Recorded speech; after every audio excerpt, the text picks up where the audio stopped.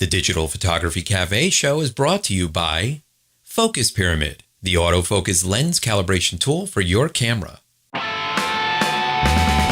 Welcome to the Digital Photography Cafe show. Join hosts Trevor Curran and Joseph Christina as they serve up the hottest photography news and commentary.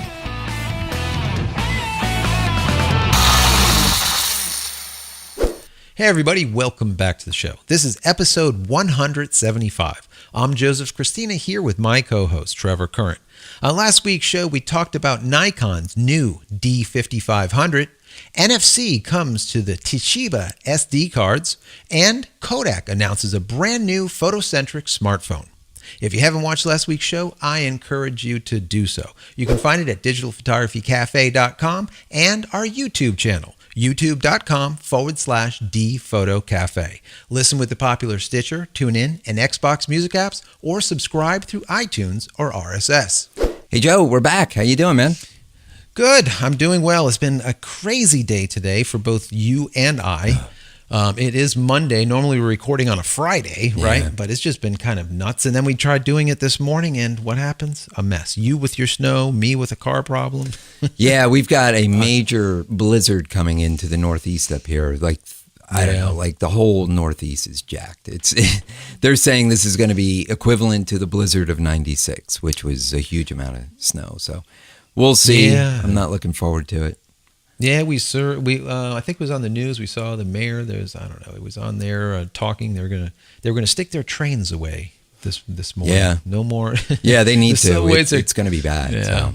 Yeah, so everything's underground. Nothing's out. Nothing's moving, rolling. Nothing. So, oh well, that's the way. That's one thing. New York, when it gets hit hard, bad. And now nothing moves. Do you know? I actually got an email from the New Yorker hotel today. The New Yorker is where we stay at when we go into Photo Plus Expo, and we're on their mail list and everything. So I got an email today saying that if you're in the city basically and you have employees that need to stay over because of the snow, we've got rooms available.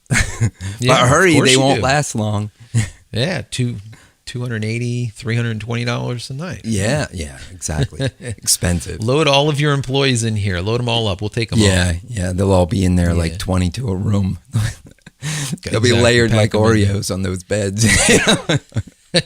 That would be good. The New Yorker is great. I personally like the other one. What is it? The Yotel. The Yotel. Yeah, that's fun. That's just so cool. I love that when we go in there and hang out over at the Java. So, anyways, this week is going to be kind of interesting. We got email, right? A lot of not really email. I guess it would be kind of messages on Facebook and other sources regarding one of the shows that we did a couple of weeks back.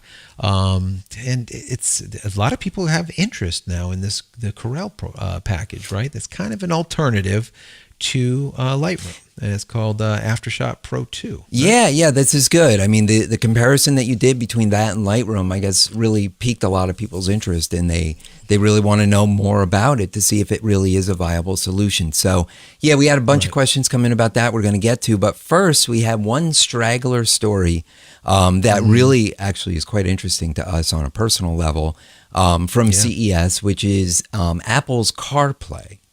So if you're not familiar with Apple's CarPlay, basically it's a programming interface with the iOS operating system that will allow your car's audio system to communicate with your phone and use the phone services through the in-dash display. Right. So it'll allow you to use your phone as a GPS and display Google Maps on the screen. The system will allow you to answer calls. You can do iMessages. It's full Siri integration, so you can speak with it. Right. You can, it's got a lot of the phone functionalities that we need. But what is really interesting is it's going to have iTunes Music, of course. Right. So all of your downloaded stuff, all of your ripped stuff, anything that's in your iTunes library will be available there, just like an iPod music player. But what really interests us is podcasts are going to be part of it, which is really cool. So now, the podcast that you have on your phone, if you have the Digital Photography Cafe audio podcast on your phone, you'll actually be able to interface it right with your car and play it through the stereo without having to go through, a jumper cable, the 1/8-inch stereo jack or Bluetooth or what have you. It also has Stitcher. So we're also on Stitcher. You'll be able to hear us through there. And a bunch of other apps are coming too.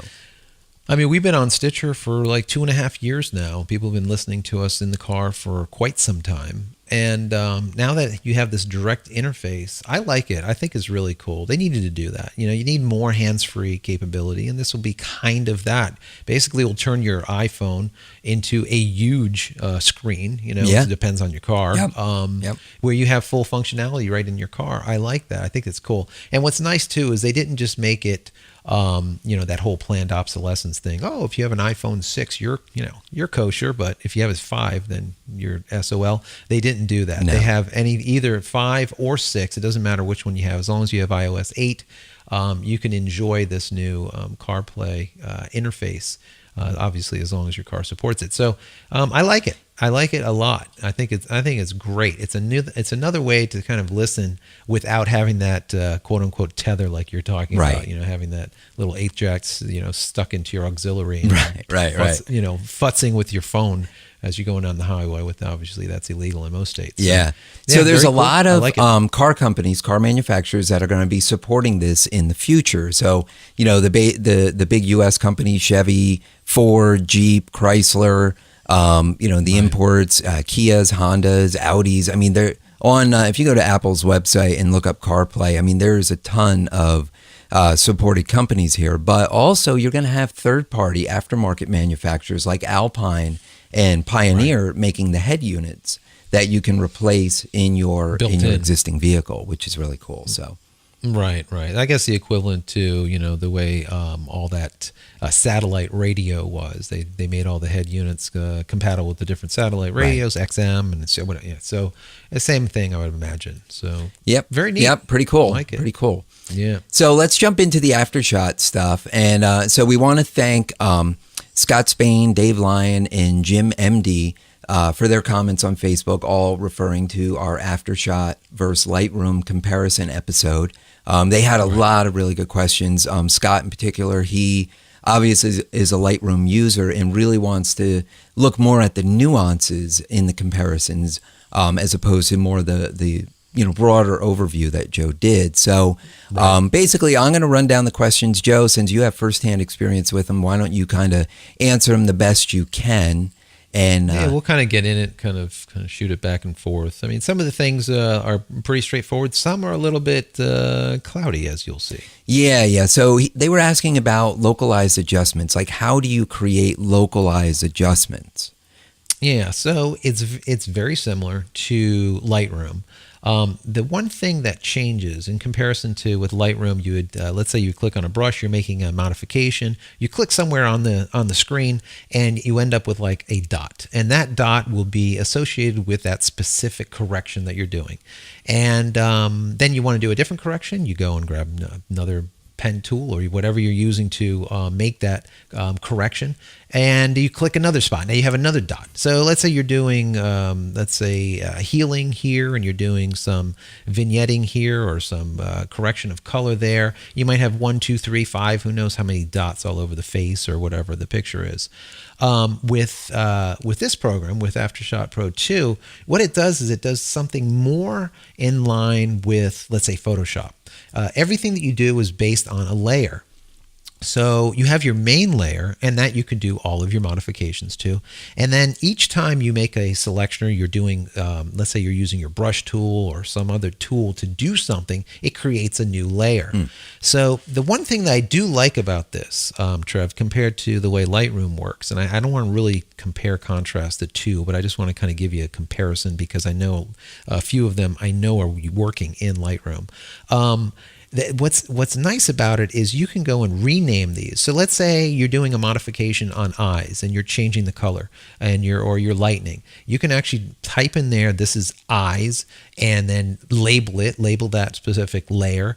And later on, when you're working on that picture, you can look at your list, and you might have eyes, lips, nose, ears, hair color, whatever, and you have all them labeled. So that's huge. Instead of going, it's really nice, right? In comparison to go highlighting over or hovering over one of the dots and then seeing what was selected to figure out what was what and who's who. It's kind of neat. I do like that feature. It's a little, it works a little bit different, but that's generally how the localized adjustments work. Yeah, that's cool. I mean, I know working in Photoshop, if every time you create a new layer, if you leave the name, the default layer name of layer 1, layer 2, layer 3, by the time you get 20, 30, 40 layers in there, you have no idea what's what. If you weren't able to go back and rename those layers to something that is relevant, that's something that means something to you, you'd be lost. And I know, in the graphic space, in the studio environment, when we're sharing files among people, if you don't create some type of system for labeling your layers and somebody else jumps in there, it's going to take them 20 minutes to figure out what's what, Yeah. That's the difference between working for yourself or working in a studio. When you're working as a team, everything has to be notated, and you have to label everything so someone can come in behind you and fix something or change something. Right. If not, you kind of get the boot pretty quick. Yeah. So the next question, can most things be applied via brushes or like a gradient tool, I guess?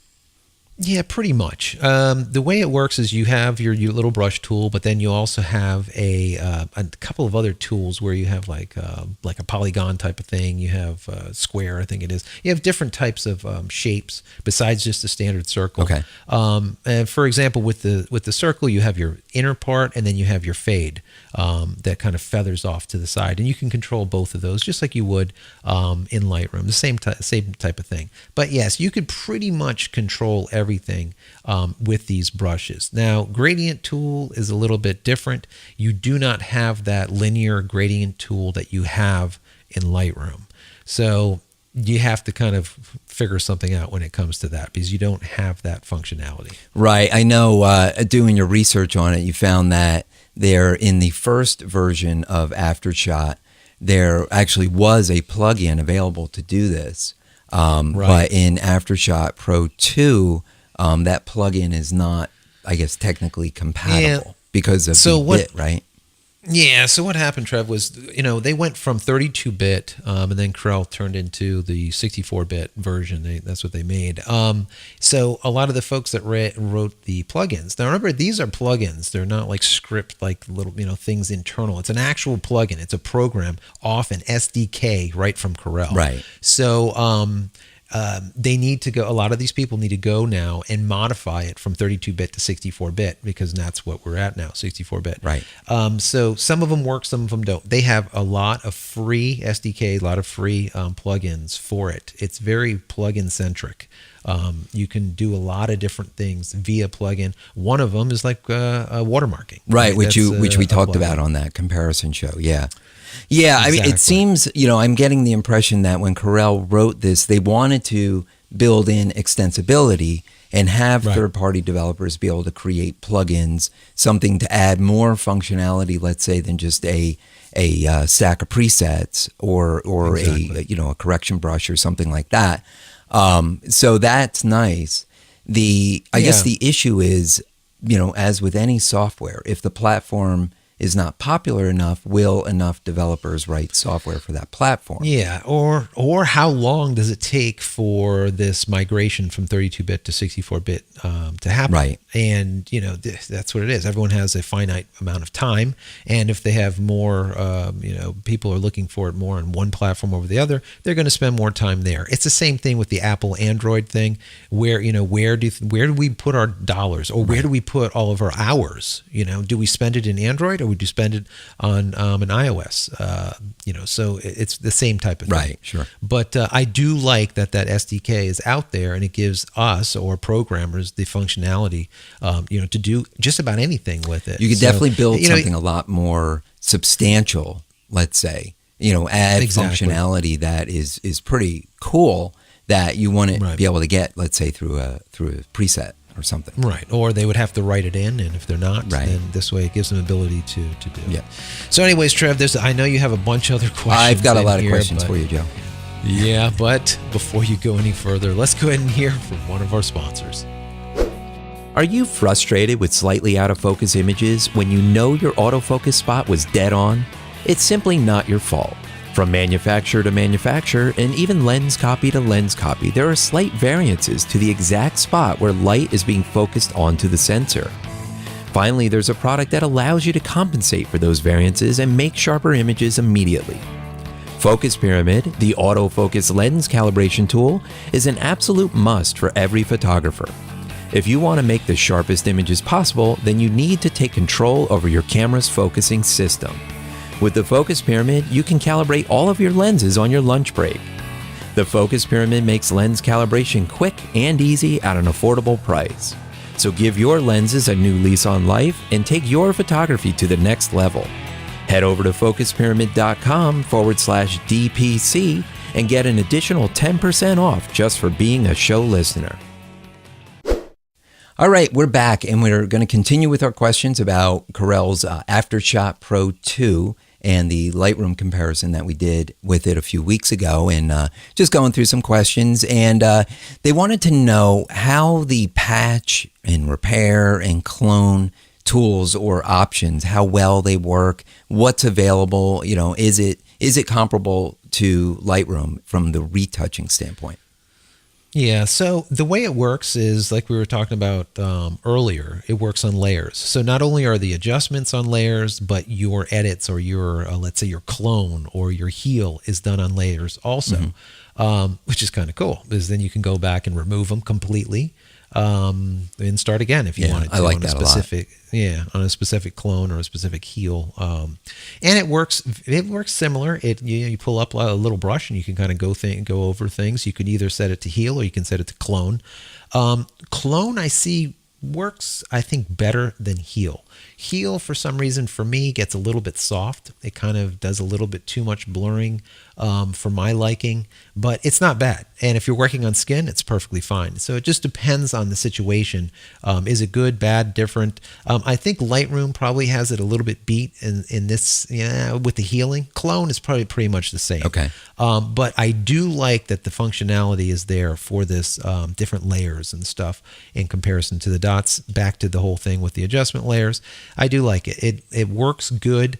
But, for me, being, I've used them both, I do like the way Lightroom works slightly better when it comes to that specific item, retouching, Right, gotcha. Okay, the radial filter. Is there a radial filter for adding vignettes to subjects using the rule of thirds? So I guess if we want to do the gradation, or if we want to do that radial vignette where the outer edges are darkened, is that functionality available? Yeah, there's a plugin. There's a plugin for that. Sounds like WordPress. There's a plugin. Yeah, exactly. There's a plugin for that. So yes, you can do. All right. So the way it works is it has a general vignetting, just like Lightroom would. You can go in there, set your vignette, how much in, how much out, positive, negative. Do you want it to light or do you want it to go to dark? And how far in? What's the feather? The usual, just like you would see with most software out there.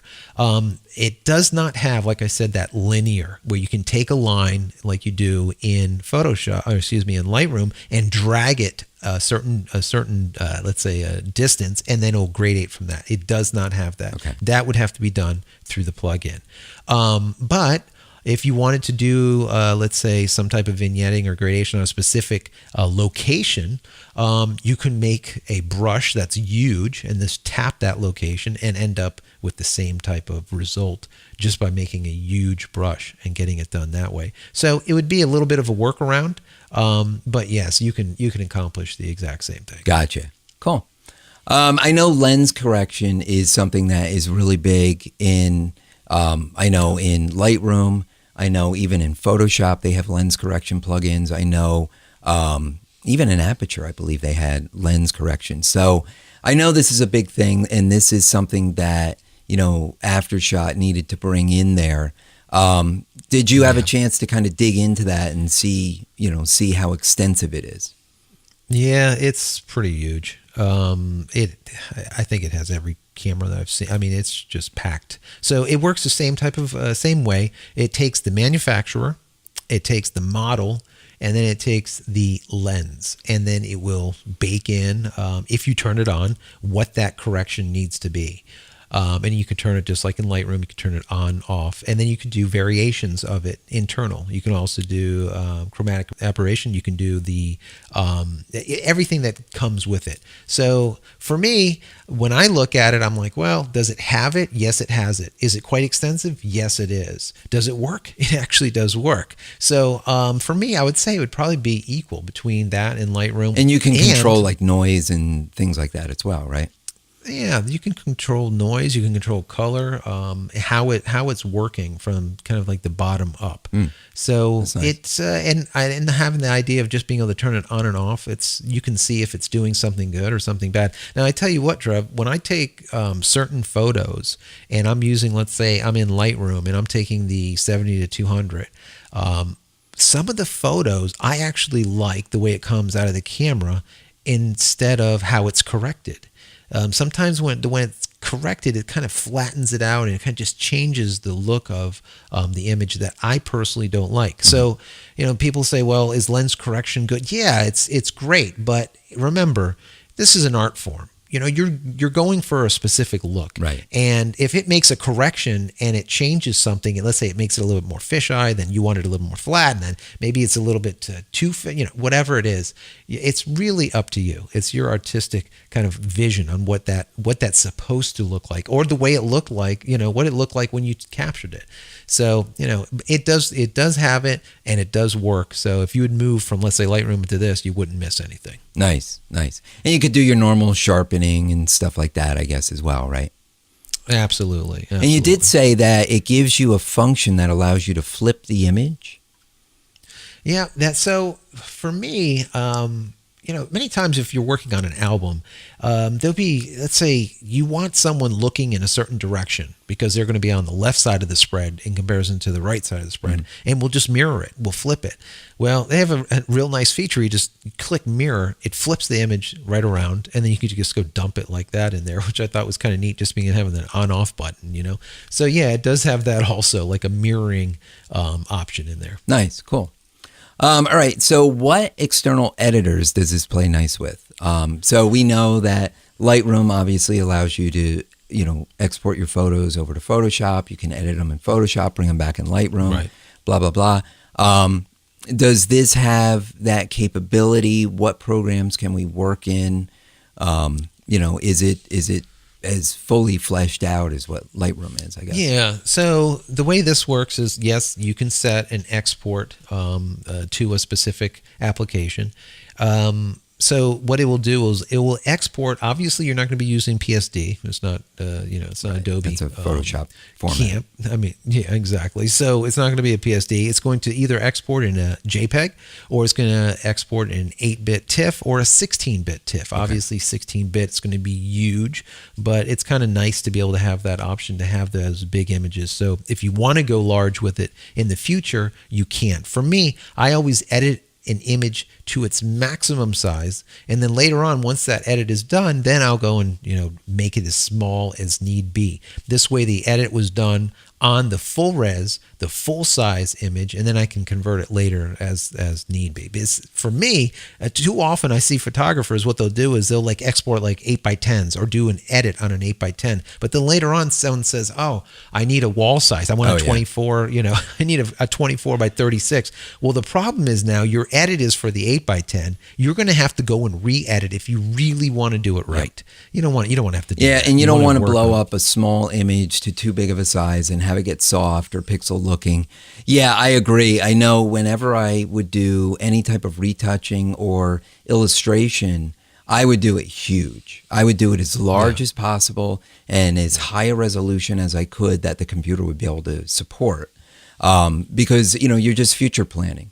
You don't want to, time is money. You don't want to have to do it twice.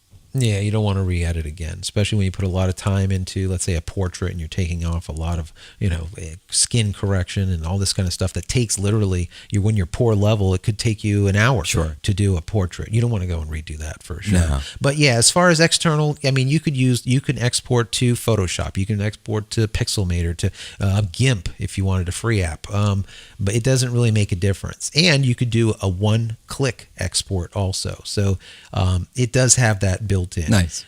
Bear in mind, though, when it does send that out to it, it sends it out as a baked file, not a layered file. So all those layers that we're talking about, Trev, internal, all those corrections that we did, it will be baked into that TIFF, or let's say JPEG, when it goes out. Right. So it's a single layer. And even though TIFF files do support layers, these are not layered TIFF files that'll end up in Photoshop or something. It's a single layer file.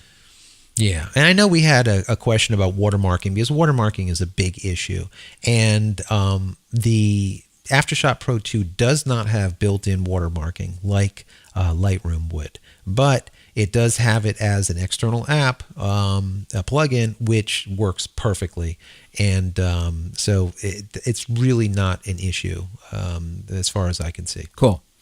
All right, so since everything seems to really be, a lot of this additional functionality really seems to be done through plugins, how does AfterShot work with something like Nik or All-in-One or Topaz or, any of the other, Photoshop or Lightroom-based plugins? Are they compatible with AfterShot? Yeah, so like Nik or On1 Software or Topaz, they have both external apps as well as internal, like something that's based off an SDK, or it's something internal to, let's say, Photoshop or whatever. Right. Their external edit is exactly what you would use through this. So you can use Nik, you could use On1, you could use Topaz. You would be basically exporting to them instead of exporting to, let's say, Photoshop or GIMP or Pixelmator or whoever. Okay.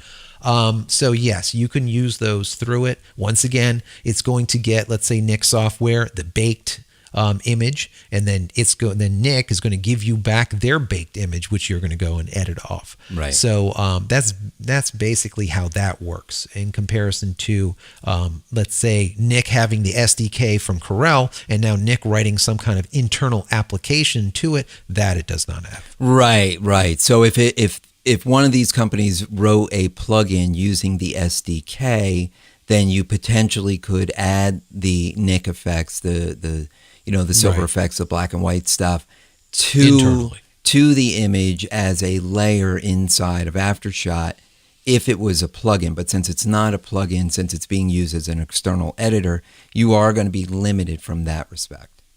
Right, okay. Because you're going to be, like I said, you're going to be sending baked, and then you're going to get baked back. So that's just the way it works, the nature of the beast, as they say. Right. So Nik really is known for their black and white filters. They do some really nice black and white conversions, some really nice effects. And that actually was one of the questions is, how is the black and white conversion in AfterShot? Is it, does it look good, or is it like a regular old grayscale convert and you kind of get what you get?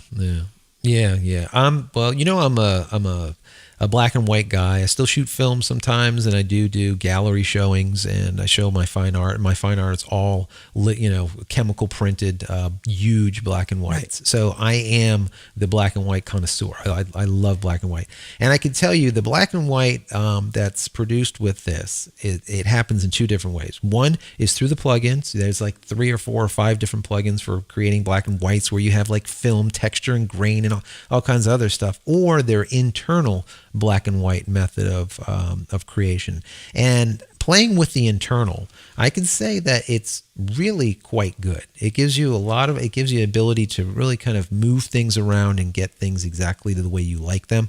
So I would say, as far as black and white conversion, the built-in, what you can do internal to AfterShot Pro 2 is pretty good. I like it. Not bad at all. Nice. All right. And then finally, I guess it's about publishing. So at the end of the day, when we're all done with editing our images, we need to publish them. We need to put them somewhere. And I know Lightroom gives you the ability to publish to a web gallery. It gives you the ability to publish to Facebook and a bunch of other things. As far as AfterShot Pro 2, what type of publishing can you do with this? Yeah, I know. They were asking about publishing services, and there really isn't any. Or there's let's say one. So the way it works is similar to Lightroom. It gives you the ability to either export as image, just final image period, or a web gallery.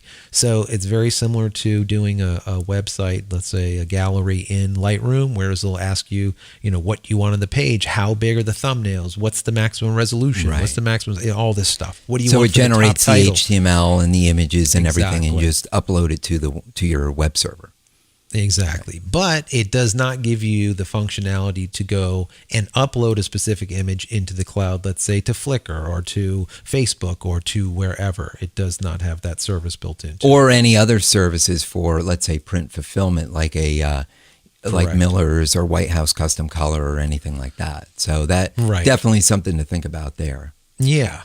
And for example, let's say White House, if they wanted the people here at Corel, they wanted them to send the images to them, they have a clean slate. They have an opportunity to use that SDK. That SDK, yep. Yeah, and make it a one click button to be able to send the stuff straight over to White House. So that's one thing that I do like about that whole SDK thing. It gives huge possibility. I mean, big possibilities. It's just now you got to find people to do it, right? Yeah, that's right. I mean, and like we said at the beginning of the show, as with any type of software or platform, how many people get on board and write software or plugins in this case for AfterShot will really depend on how popular the application becomes. If it really kind of takes the backseat to Lightroom moving forward, I mean, there are going to be less people that do it, that get involved because it's about the payoff. The time involved. I mean, unless dollars for hours. Unless they're like a weekend warrior programmer that just loves this stuff and they want to write something and just get it out there to get it out there. Like a lot of what people do with WordPress plugins, they're doing it for the fun of it. They're not necessarily doing it for the money. And the problem with that is what's similar that what goes on is that now they see that they didn't really make a lot on that WordPress plugin. What happens? They just ditch it. They let it die. Or they'll let it die, or they'll put it into the open source market out there for someone else to pick up, and hopefully they'll keep creating it. But you using it, now you're pretty much dead in the water as the new versions come out. Right. And that's similar to what's going on here with the AfterShot Pro 2 is once they came out, like I said, with the 64-bit architecture, now we have to wait on all of those people that created all the different plugins to go and change them from 32-bit to 64-bit. Right. Some have, some haven't. Right. So that's kind of how it is. So I guess in general, to kind of wrap it up, the impression I'm getting is that AfterShot is pretty good for what it is as a if you're not a Lightroom user, or if you haven't been an Aperture user and you're not necessarily used to all those features and certain functionalities and things like that, this would probably be a really good app for you, especially at what, $30 or $40? Yeah, as opposed to $140 for your first time purchase of Lightroom. Right, or a continuous fee of let's say $10 a month from now until doomsday, right? Yep. Yeah, forever. So I do like apps that you can purchase straight out and not have to pay or lease them, right? And not really ever own anything. So I don't know. It's definitely like you're saying. I mean, if you're a pro and you've been using Lightroom continuously for the last 2 years or something like that, to go to AfterShot Pro 2. It might be a hard go of it. I don't know if it would be something that you would want to do, but if you did it, what you'll know is you're not going to be paying $10, $20, $50 a month, continuously forever. Right. You're going to get it, you're going to use it, and that's going to be the end of it. Right. So it's really, you'd have to weigh that, how much time do you have to learn something new, and know that there is some deficiency.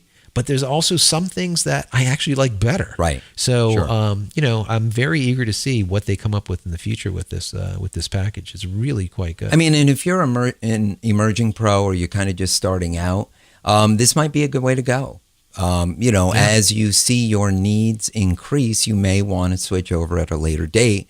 But on the other hand, I mean, if enough people start using AfterShot, start buying it, Corel will see the popularity of the software. They'll see that it is a viable product, that it is growing, and they will probably start investing more development time into the core and adding more core functionality that was previously done through plugins only, into the core programming. So, and that's as development goes on. I mean, we're version number 2. I mean, Lightroom's at 5 point something. I mean, pushing 6 now. So, Lightroom's definitely got some years on it. I mean, that's what I would like to see from Corel is let them take a look at the plugins that were created, look at the ones that are definitely a must-have. Like for me, I really would like to see the watermarking built in, certain things that they just need to be in there. They have to be in there. Just write them in. Yep. The next version comes out, 2.1, 2.5, 3.0, whatever you come up with, stick those things in there. They are extremely important for us, photographers, pros and amateur, let's say budding pros. But the thing is I think that's one thing that Corel should look at, is to look at the package in whole. It's really, really good the way it stands. Now just kind of take some of those, stick them in there, and I think it'll just take it to the next level. It'll be very, very close to the Lightroom for sure. Yeah, take a key from Apple, right? Apple saw all these great apps that these developers were making and basically bought them out or created their own and baked them into the core OS. So, Yeah, absolutely. All right, man, we got to roll. I think we need to get out of here, right? Yes. I think it's time. It is time. So if people want to connect with you outside of the show, what's the best way for them to reach you? You can do so by finding me on Twitter, and that's at Joseph Christina, and that's Christina without an H. Great, and you can connect with me on Twitter. It's at Trevor Current. So, all right, everybody, we are out of here for yet another week.